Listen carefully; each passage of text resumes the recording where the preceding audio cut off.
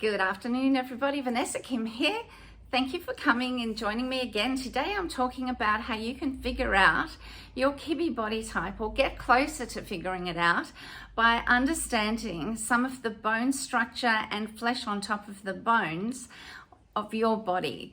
And when you figure that out, you're going to be so amazingly surprised at how easy it becomes to change your wardrobe and get it right finally. Today I'm going to firstly talk about the soft dramatic, which is me, then I'm going to go on to the dramatic classic, and then I'm going to go on to the soft classic. But I'm also going to generally talk about how you can figure this out despite whatever body type that you are. Please subscribe, and also to click the bell to get my notifications, because I'm still a small video channel building up. YouTube don't always put my videos in the newsfeed, if you call that, do you call it a newsfeed on YouTube? So you don't always get notified. So if you could do that, that would be really lovely, because I love having you here and I love doing these videos, and I'm doing them about once or twice a week now, really getting into the nitty-gritty of visually showing you different things about creating your wardrobe and looking for what your style is. And that's the tiny little nuances that make all the difference. You know, sometimes when we just read what Kibbe says, it's not enough. We've got to really practice it and try it out to see how it works for us, and to then get a really good picture. And that's what's happened to me as a soft dramatic. My journey is expanding as I'm starting to understand my body shape. Firstly, here is a picture of my body shape. What I did was I got a camera, I put it at about solar plexus level, and then I walked back 6 steps and I took a photo in the mirror. I then printed that out and I drew a line around my body. And this is the result. Now you can see there's quite a difference between my hips and my waist, and my shoulders and hips are about the same. And you can see the bust there, which is bigger than the waist. Now, a full romantic body type, Kibbe body type, would have a much smaller waist even. There'd be even more of a gap between the bust and the waist. And there would be a shorter vertical line for the romantic. Now, this doesn't mean it's to do with how tall you are or short you are, although that does come into it. If you are, let's say 5'7" and above, you've definitely got a long vertical line. And so you don't even have to figure that out. Kibbe already says automatically you've got a long vertical line. But if you are below that, then sometimes it gets a bit tricky to see, are you balanced or have you got a shorter vertical line? And you see the romantics tend to have that shorter vertical line. Now, you take me as a soft dramatic. I have the sister of a dramatic and the sister of a romantic meshed together. But my predominant or prominent feature is dramatic. Now, when you look at me, you can see that I'm quite curvy. Now, I've got a Leona Edmonston dress on today, and you can actually see that there are the curves that are showing up.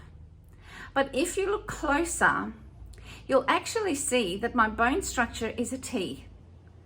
And so there's a strong line coming across, and then there is a vertical line going straight down, which is quite a narrow T. And then you just sort of see this flesh and hips that sort of stick out from the sides of the T with the bust and the hips. Even as a young teenager, I started hating that. And I know that's weird. Some girls absolutely can't wait to look like that. I felt a lot more curvy than other people, than other girls.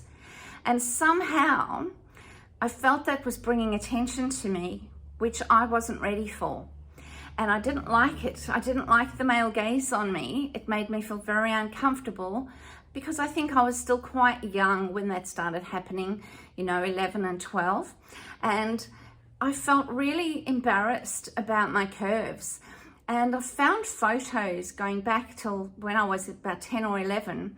And I was actually wearing really tight bathing costumes underneath my t-shirts, because I didn't want to wear a bra. I didn't want to go bra shopping. I just felt so embarrassed by the whole thing.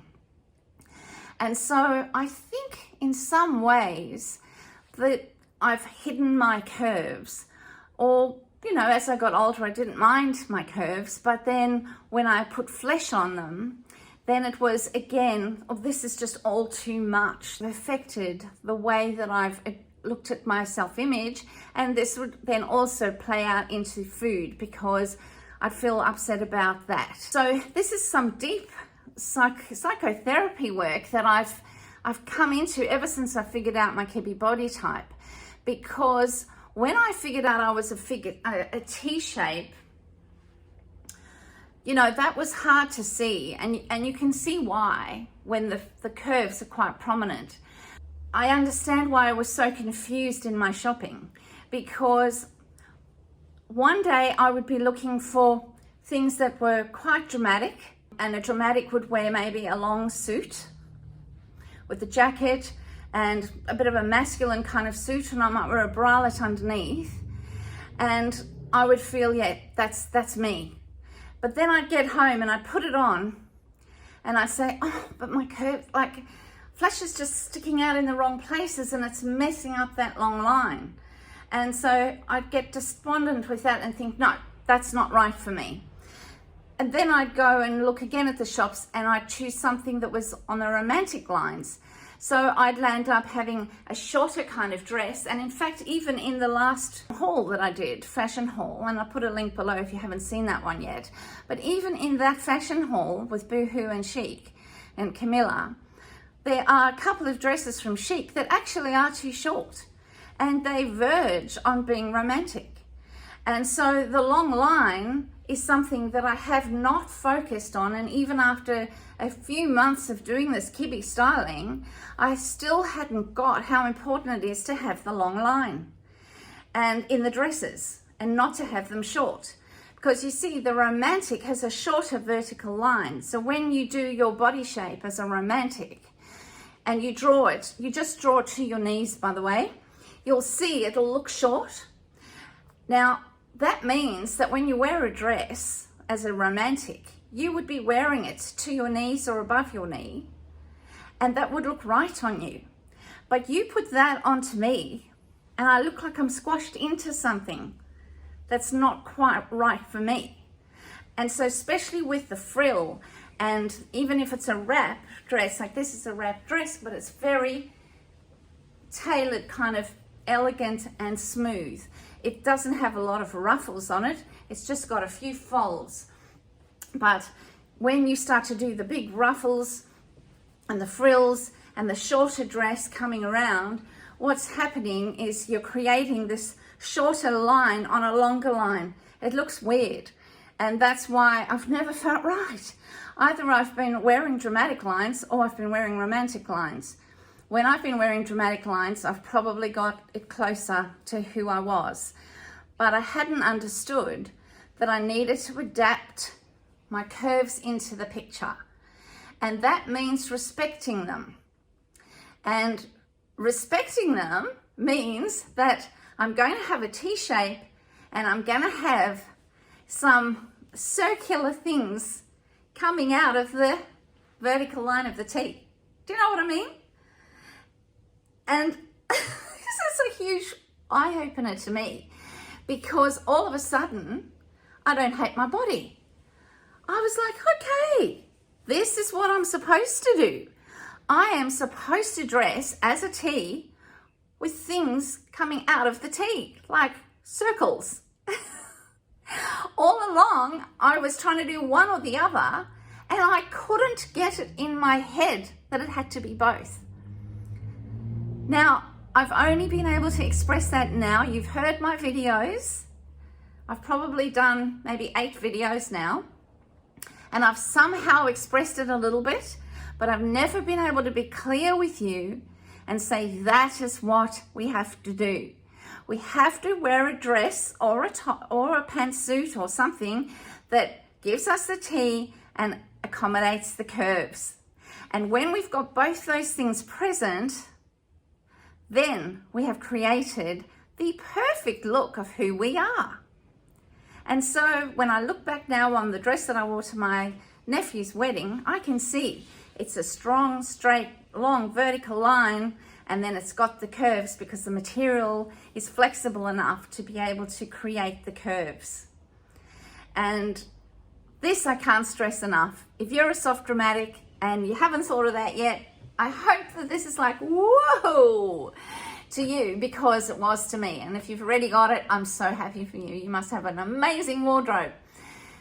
Now let's go to the Dramatic Classic.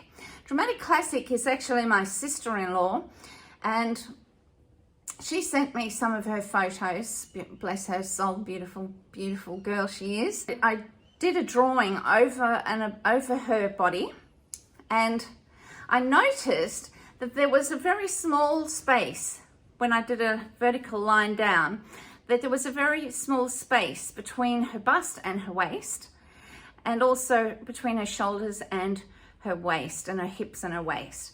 And so that is one indication, but you still need to see the person as well. But knowing her height, and knowing this body line that I'd drawn, automatically I could see that she was some sort of classic. And then when I looked at some other aspects of her, I know that her feet are a little bit wider, her hands are a little bit squarer, and these are some of the aspects. She does have some muscle in the shoulders and the arms, so she has a little bit of yang, which is that bit of masculine energy, but predominantly she is classic. And so all of her body parts are proportionate. There's no bust or hips or anything that's really standing out. And so it's easy then to start to see what is going to work, pardon me, for a dramatic classic. It's a very elegant long line, but it could come to the knee or above, or it could go to the calf. Because being dramatic, you can go longer. And the type of fabric would be more of a stiff fabric, but not so stiff that you can't move in it, but more of a crisp, I should say, fabric. And that crisp fabric is key to giving the dramatic classic that elegant, regal look. When they have material that is just too soft and too flexible, what happens is they don't retain that sort of regal, sophisticated look. And they need to do that. Now, the other aspect is they need to add a bit of dramatic to it, because they are the sister of dramatic, but predominantly they are classic. So that is what needs to be in the line of dress first off.